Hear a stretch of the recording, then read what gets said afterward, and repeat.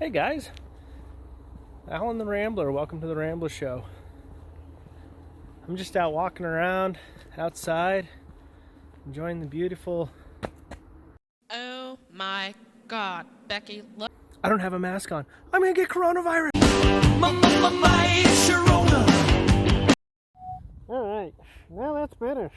The problem is, none of you guys can hear what I'm saying now, but at least I won't get sick, right? Anybody else think this is just dumb?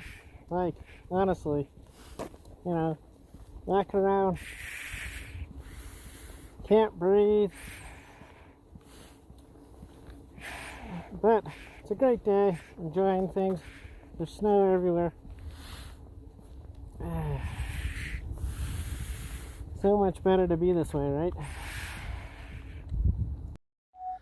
But in all seriousness, so it's nice outside, and I kind of wanted to just go for a quick walk, get out, see it all.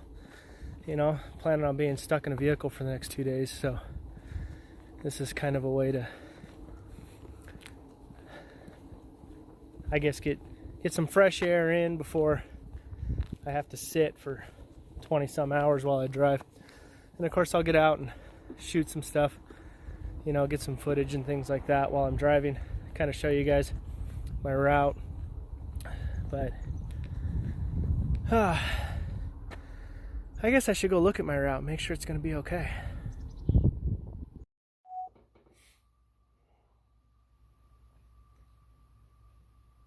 Oh, hey guys. So we have to plan our trip. Now, normally you kind of do this like weeks ago, but guys, we do things last minute. So we know the first leg of our trip is going to take us to Las Vegas, and that's going to take us through the Rocky Mountains in Colorado, which, as we talked about yesterday, there's a lot of snow on them right now. Now, back in the old days, we used to just pull up the old Rand McNally paper atlas. We'd flip through, we'd draw out a route, take off in that direction. As computers came along, of course, we started using MapQuest, and now everybody uses Google Maps and their cell phones and just take off. But it's good to do a little bit of at least reconnaissance on your route prior to going. So I've got my route pulled up here on Google Maps. I can kind of see where I'm going through. So what I'm going to do, though, is open up a new tab, and I'm going to get over here to the Colorado Department of Transportation website, where they actually have traffic cameras that show me the conditions of I-70 going through the mountains, so that I know what I can expect when I get there. Now, I pulled these cameras up yesterday, and I looked to see what the road was looking like, and it looked like it was pretty clear all the way up until Idaho Springs. So we're going to check that first part of the route again just to make sure, and then we're going to go back and look at the cameras over Idaho Springs and just see if the road looks clear or if it looks worse. If it looks any worse, we may leave tonight and just possibly spend the night in the back of the truck on the road halfway there. I don't want to, so I'm hoping it's clear enough that I can leave tomorrow morning. We'll see right now. So here you can see I've got the road condition cameras pulled up on the Colorado Department of Transportation website.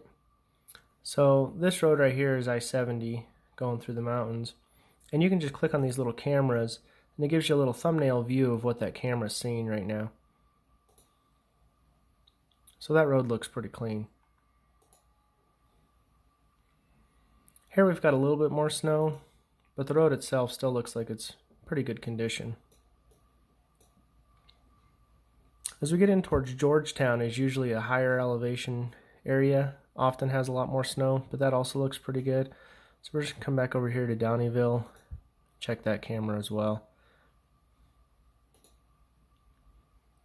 Now it looks like it's snowing a little bit here, although it's not showing it, then you look the other direction. So this could be an older picture. It says it was updated at 11:20 a.m. It's 11:24 right now, so I kind of wonder why this one has no snow, but look in the opposite direction in the same spot, there's snow.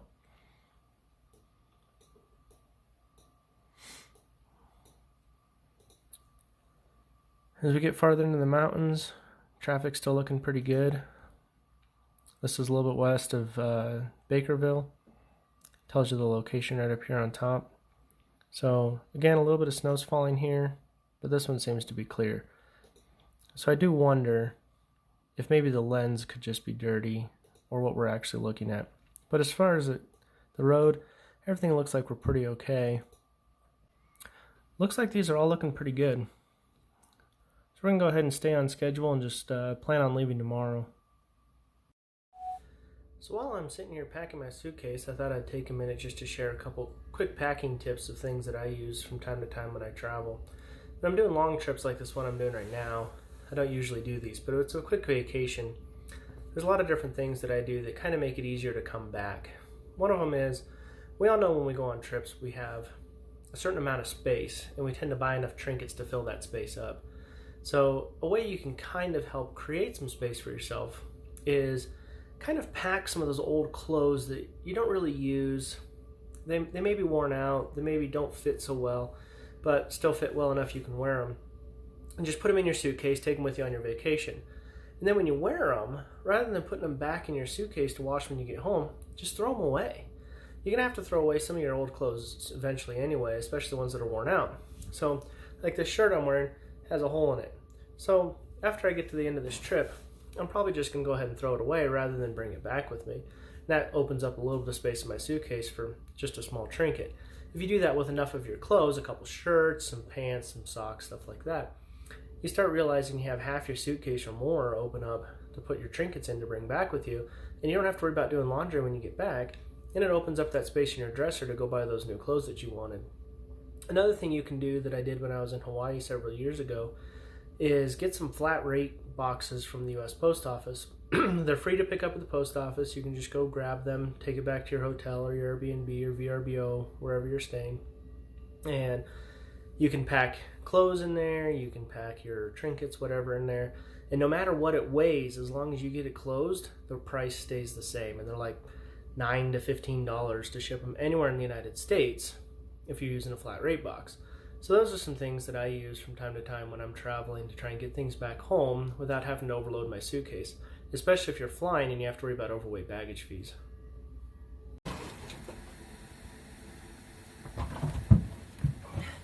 Hey guys, how's it going? So after I got done filming yesterday, I actually posted the video and everything, and then was able to get my dad to come help me load my toolbox in my truck. So I'll show you the video for that right now.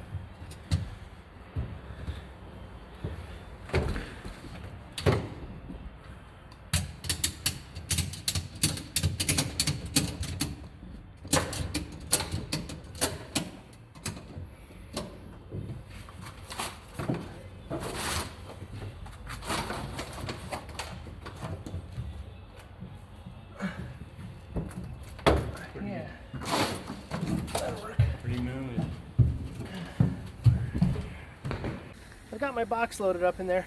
Originally my plan was put it off to the side. That would give me some space alongside of it to sleep in the back of my truck, but it's going to be cold on my trip out to California. And after I get there, most of my travels are going to be just short hops, I hope.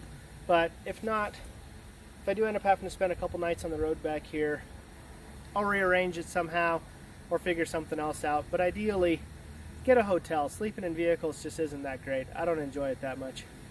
So right now, the box is just in sideways like you saw. It's just going to stay that way for the trip.